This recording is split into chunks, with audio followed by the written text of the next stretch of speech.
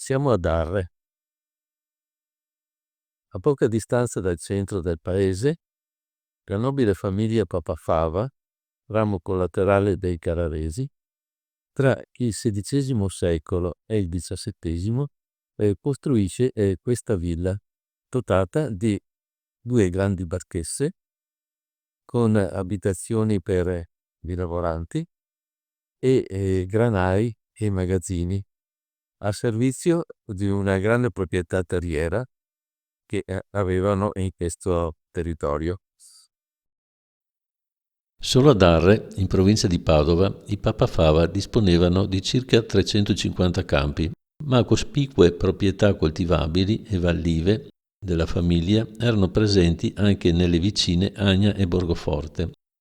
La configurazione attuale della casa domenicale presenta caratteri costruttivi tipici del XVIII secolo. Si può quindi presumere che la costruzione originaria sia stata ampiamente rimodernata, come in parte si comprende dalla disposizione dei mattoni a faccia vista. La villa è costituita da un seminterrato che possiede piccole finestrelle rettangolari, da un piano rialzato, un secondo piano ed una soffitta. Al piano rialzato si accede con una breve scalinata attraverso una porta principale timpanata sulla facciata a mezzogiorno. Come possiamo vedere, ogni lato della villa possiede una porta d'ingresso, ma quella sul lato nord è stata murata.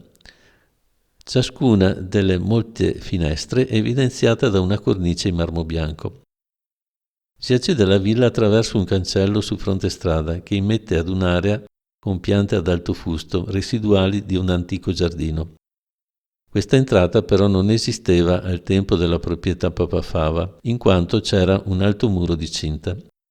Sul lato ovest si apre una vasta corte delimitata da 2 barchesse con archi, una a ponente con 12 occhi di portico ed un imponente granaio, ristrutturata nel XVIII secolo, e l'altra a tramontana. Davanti a quest'ultima si nota un cortile in trachite con pozzo. In prossimità della barchessa del lato ovest si trova un portone in legno che dà sulla strada e che consente l'accesso agli annessi rustici ed un tempo era l'unica entrata alla proprietà e alla villa. Questo è incorniciato da lesene e sull'arco di volta presenta lo stemma di Papafava. Sugli annessi rustici del lato mezzogiorno, sempre lungo la strada, delle lesene pilastro sostengono 3 statue allegoriche. Nel 1747, come riporta Andrea Gloria nel Territorio Padovano Illustrato del 1862, fu ospite nella villa il cardinal Rezzonico, vescovo di Padova, che divenne poi papa con il nome di Clemente XIII. Nel corso della Prima Guerra Mondiale, in prossimità del complesso Papafava, al di là della barchessa ponente, fu allestito un campo di prigionia per i soldati dell'impero austro-ungarico. Nel 1922 i Papafava alienarono al comune di Arre prima la villa e poi in seguito anche gli annessi rustici. Fino agli anni 1950-60 fu scuola elementare.